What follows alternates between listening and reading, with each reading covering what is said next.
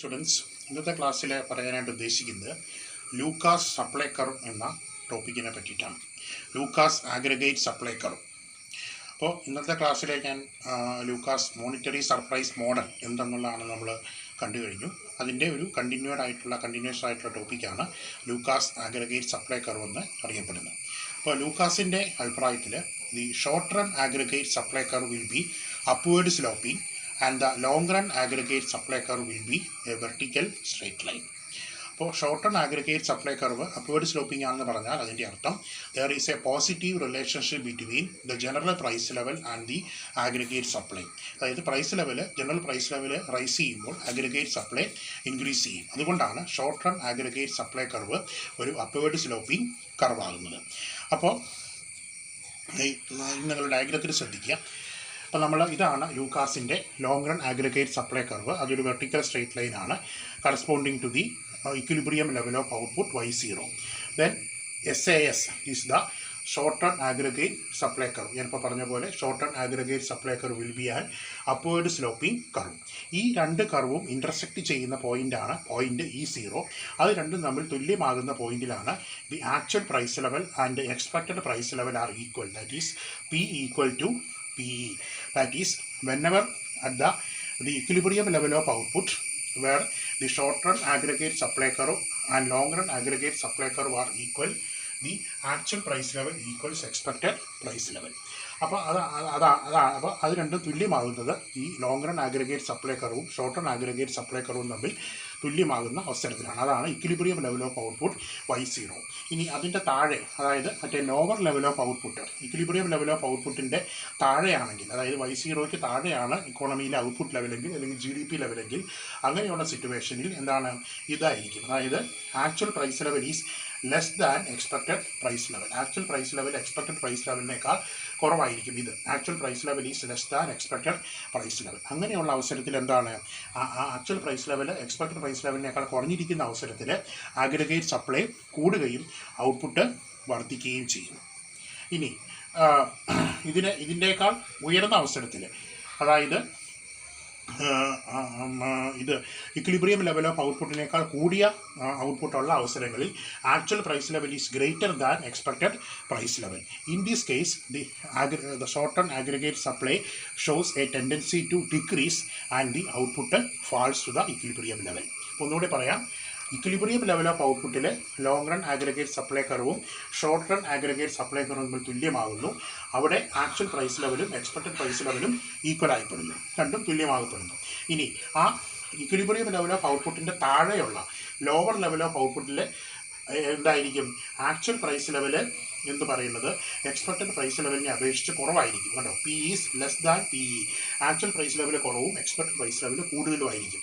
അങ്ങനെയുള്ള അവസരത്തിൽ aggregate supply increase ചെയ്യുകയും short run aggregate supply increase ചെയ്യുകയും അതുമൂലം ഔട്ട്പുട്ട് വർദ്ധിക്കുകയും ചെയ്യും. Output increases to the equilibrium level of output. ഇനി ഇക്വിലിബ്രിയം ലെവൽ ഓഫ് ഔട്ട്പുട്ടിന് മുകളിലുള്ള ഉയർന്ന higher level of output above the equilibrium level of output y0ക്ക് മുകളിലുള്ള അതിനേക്കാൾ കൂടുതലായ ഔട്ട്പുട്ട് ലെവലിൽ ആക്ച്വൽ പ്രൈസ് ലെവൽ കൂടുതലും എക്സ്പെക്റ്റഡ് പ്രൈസ് ലെവൽ കുറവായിരിക്കും. അതായത് P is greater than PE. ഇങ്ങനെയുള്ള അവസരത്തിൽ ഷോർട്ട് റൺ ആഗ്രിഗേറ്റ് സപ്ലൈ കുറയുകയും അതിൻ്റെ ഫലമായി ഔട്ട്പുട്ട് കുറഞ്ഞ് വീണ്ടും ഇക്വിലിബ്രിയത്തിൽ തന്നെ തിരിച്ചു പോരുകയും ചെയ്യും. ഇതാണ് സംഭവിക്കുന്നത്. അപ്പോൾ ഇക്വിലിബ്രിയം ലെവൽ ഓഫ് ഔട്ട്പുട്ട് അങ്ങനെയുള്ള ഇക്വിലിബ്രിയം ലെവൽ ഓഫ് ഔട്ട്പുട്ടിൽ ആക്ച്വൽ പ്രൈസ് ലെവലും എക്സ്പെക്റ്റഡ് പ്രൈസ് ലെവലും ഈക്വൽ ആയിരിക്കും. അവിടെ ലോങ് റൺ ആഗ്രിഗേറ്റ് സപ്ലൈ കർവും ഷോർട്ട് റൺ ആഗ്രിഗേറ്റ് സപ്ലൈ കർവും ഈക്വലൈസ് ചെയ്യപ്പെടുകയും ചെയ്യും. അതിൻ്റെ താഴെയുള്ള ലെവൽ ഓഫ് ഔട്ട്പുട്ട് ആണെങ്കിൽ ഔട്ട്പുട്ട് ഇൻക്രീസ് ചെയ്ത് ഇക്വിലിബ്രിയത്തിലേക്ക് എത്തുകയും അതിൻ്റെ മുകളിലുള്ള ആണെങ്കിൽ ആഗ്രിഗേറ്റ് സപ്ലൈ ഡിക്രീസ് ചെയ്ത് ഔട്ട്പുട്ട് കുറഞ്ഞ് ഇക്വിലിബ്രിയം ലെവൽ ഓഫ് ഔട്ട്പുട്ടിലേക്ക് എത്തുകയും ചെയ്യും. ഇനി അടുത്ത കാര്യം നിങ്ങൾ മനസ്സിലാക്കണം. അപ്പോൾ ഞാൻ പറഞ്ഞു short run aggregate supply curve ഒരു അപ്വേർഡ് സ്ലോപ്പിംഗ് കർവാണെന്ന് പറഞ്ഞു. അതിൻ്റെ കാരണം എന്ന് പറഞ്ഞാൽ there is a positive relationship between general price level and the aggregate short run aggregate supply. അപ്പോൾ ഈ പോസിറ്റീവ് റിലേഷൻ ഉണ്ടാകുന്നതിന്, ജനറൽ പ്രൈസ് ലെവലും ഷോർട്ട് റൺ ആഗ്രിഗേറ്റ് സപ്ലൈയും തമ്മിലുള്ള പോസിറ്റീവ് റിലേഷൻ ഉണ്ടാകുന്നതിന് 3 പ്രധാനപ്പെട്ട കാരണങ്ങളാണ് ലൂക്കാസ് അദ്ദേഹത്തിൻ്റെ മോഡലിൽ പറയുന്നത്.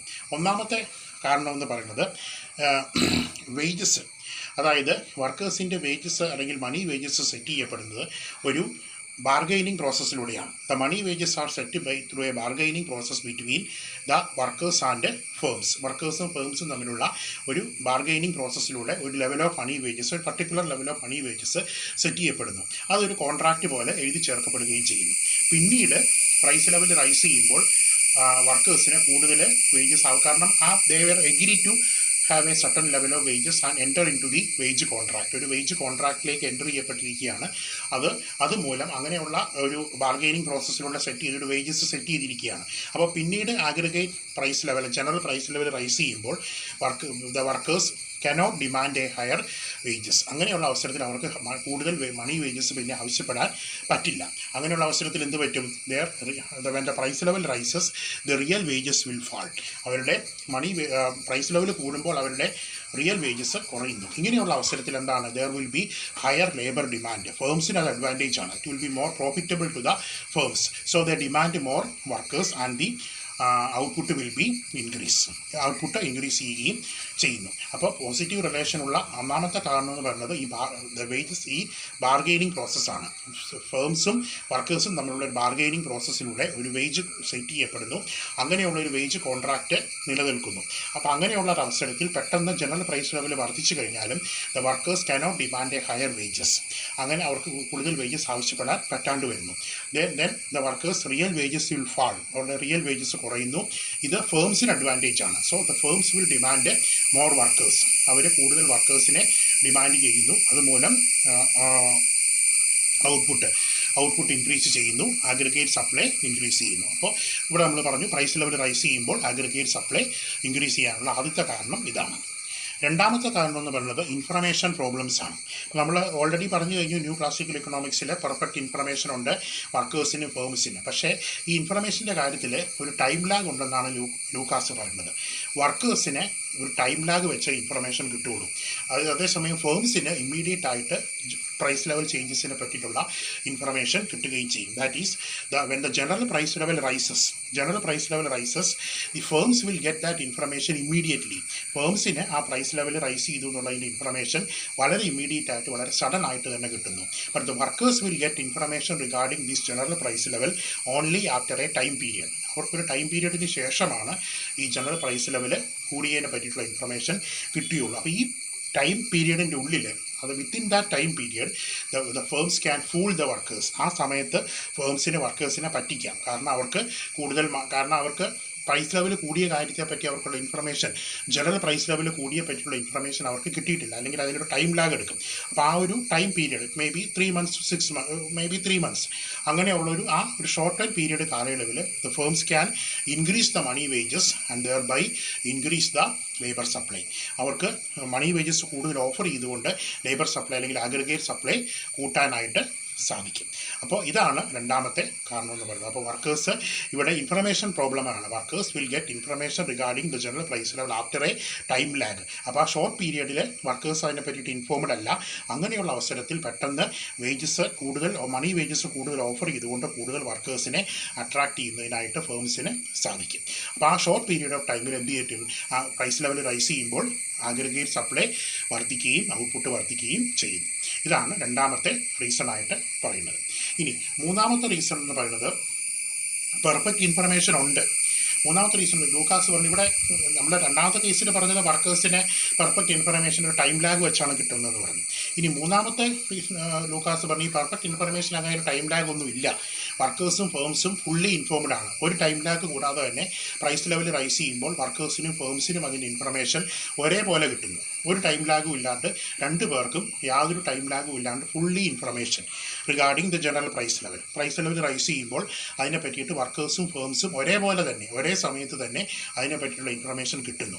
ഇങ്ങനെയുള്ള അവസരത്തിൽ പോലും വർക്കേഴ്സിനെ ഫേംസിന് ഇത് ചെയ്യാനായിട്ട് സാധിക്കും, അല്ലെങ്കിൽ അഗ്രിഗേറ്റ് സപ്ലൈ കൂട്ടാനായിട്ട് സാധിക്കും. അവിടെ ഫേംസ് എന്ത് ചെയ്യുന്നത് എന്താണ്? അപ്പോൾ ഫേംസിനും ജനറൽ പ്രൈസ് ലെവൽ കൂടിയതിനെ പറ്റിയിട്ടുള്ള ഇൻഫർമേഷൻ കിട്ടുമ്പോൾ ഫേംസ് എന്ത് ചെയ്യും? They will demand more wages. അപ്പോൾ അവർ കൂടുതൽ മണി വേജസ് ഡിമാൻഡ് ചെയ്യും. വർക്കേഴ്സ് കൂടുതൽ മണി വേജസ് ഡിമാൻഡ് ചെയ്യും. കാരണം ജനറൽ പ്രൈസ് ലെവൽ റൈസ് ചെയ്യുമ്പോൾ വർക്കേഴ്സ് നോർമലി കൂടുതൽ മണി വേജസ് ഡിമാൻഡ് ചെയ്യും. അങ്ങനെയുള്ള മണി വേജസ് ഡിമാൻഡ് ചെയ്യുമ്പോൾ ഫേംസ് പെട്ടെന്ന് ആ മണി വേജസ് കൂട്ടും. They will increase the money wages but do not increase the price level. Our money wages കൂട്ടുകയും പക്ഷേ പ്രൈസ് ലെവൽ കൂട്ടാതിരിക്കുകയും ചെയ്യുന്നു. അപ്പോൾ ഇത് ടെമ്പററി ആയിട്ട് ഫേംസിന് ഒരു പ്രോഫിറ്റിലൊരു കുറവുണ്ടാക്കുന്നു. കാരണം പെട്ടെന്ന് അവരുടെ കോസ്റ്റ് ഓഫ് പ്രൊഡക്ഷൻ കൂടുന്നു. കാരണം വേജസ് കൂടുകയും പ്രൈസ് ലെവൽ കൂടാതിരിക്കുകയും ചെയ്യുമ്പോൾ അവരുടെ പ്രോഫിറ്റിനെ അത് ബാധിക്കുന്നു. പക്ഷേ ദിറ്റ് ഈസ് ഓൺലി ടെമ്പററി എന്നാണ് ലൂക്കാസ് പറയുന്നത്. അപ്പോൾ ഇങ്ങനെ വരുമ്പോൾ വർക്കേഴ്സ് എന്താണ്, അവരടുത്ത സിറ്റുവേഷനിൽ വർക്കേഴ്സ് എന്താണ് മനസ്സിലാക്കുന്നത്, അവരുടെ വേജസ് കൂടിയെന്നും അതേസമയം പ്രൈസ് ലെവൽ കൂടിയിട്ടില്ല എന്നും. ഫേംസ് പ്രൈസ് കൂട്ടിയിട്ടില്ല, അതേസമയം വേജസ് കൂട്ടുകയും ചെയ്തു. അപ്പോൾ ഇത് അവരുടെ this will make their future price expectations downward. അപ്പോൾ അവർ ഭാവിയിൽ ഇതുപോലെയുള്ള ഓരോ വേജസ് കൂട്ടുമ്പോൾ അവരെന്താ വിചാരിക്കണേ, പ്രൈസ് ലെവൽ കൂടില്ല, കാരണം ഫേംസ് പ്രൈസ് കൂട്ടില്ല എന്നുള്ളതാണ്. അപ്പോൾ this will make their future price expectations downward. അവരുടെ ഫ്യൂച്ചർ ഭാവിയിലേക്കുള്ള പ്രൈസ് എക്സ്പെക്ടേഷൻസ്, വില കൂടുമെന്നുള്ള അവരുടെ ആ പ്രൈസ് എക്സ്പെക്ടേഷൻസിനെ ഡൗൺവേർഡ് ചെയ്യിക്കാൻ, അല്ലെങ്കിൽ അത് കൂടില്ല എന്ന ആൾക്കാരെ കൊണ്ട് പ്രതീക്ഷിക്കപ്പെടാൻ ഇത് കാരണമായിട്ട് തീരുന്നു. അപ്പോൾ ഇവിടെ ഫേംസ് ചെയ്യുന്നത് വേജസ് കൂട്ടിയിട്ട് പ്രൈസ് കൂട്ടാണ്ടിരിക്കുന്നു. അപ്പോൾ അങ്ങനെ വരുമ്പോൾ that will make the future price expectations downward. അങ്ങനെ വരുമ്പോൾ അടുത്ത പീരിയഡിൽ വരുമ്പോൾ ഫേംസിന് അത് അഡ്വാൻറ്റേജാണ്. കാരണം അന്നേരം അവർ അടുത്ത കേസ് വരുമ്പോൾ എന്താണ്, അവർ വേജ് കൂട്ടിയിട്ട് പ്രൈസും കൂട്ടും. പക്ഷേ വർക്കേഴ്സ് എന്ത് ചെയ്യും, വർക്കേഴ്സ് കൂടുതൽ വേജസ് ആവശ്യപ്പെടില്ല. കാരണം എന്താണ്, വർക്കേഴ്സ് വിചാരിക്കും ഫേംസ് പ്രൈസ് കൂട്ടില്ല എന്ന് തന്നെ അവർ ചെയ്യും, അല്ലെങ്കിൽ അവരുടെ പ്രൈസ് എക്സ്പെക്ടേഷൻസ് അവർ ഡൗൺവേർഡ് ട്രെൻഡിലാണ് വിചാരിക്കുന്നത്. വർക്കേഴ്സ് ബിലീവ് ദാറ്റ് ആദ്യത്തെ തവണ വർക്കേഴ്സ് വേജസ് കൂട്ടിയിട്ടും പ്രൈസ് കൂട്ടിയില്ല. അപ്പോൾ രണ്ടാമത്തെ തവണയും വർക്കേഴ്സ് ഇങ്ങനെ തന്നെ വിചാരിക്കും, ഫേംസ് ഒന്നും പ്രൈസ് കൂട്ടാൻ പോണില്ല, അല്ലെങ്കിൽ അവരുടെ പ്രൈസ് എക്സ്പെക്ടേഷൻസിനെ അവർ ഡൗൺവേർഡ് ട്രെൻഡിലേക്ക് വിചാരിക്കും. പക്ഷേ ഈ കേസിൽ വർക്കേഴ്സിനെ അല്ലെങ്കിൽ ഫേംസിനെ കൂടുതൽ പ്രൈസ് കൂട്ടിക്കൊണ്ട് അഗ്രിഗേറ്റ് സപ്ലൈ കൂട്ടുന്നതിനായിട്ടും സാധിക്കും.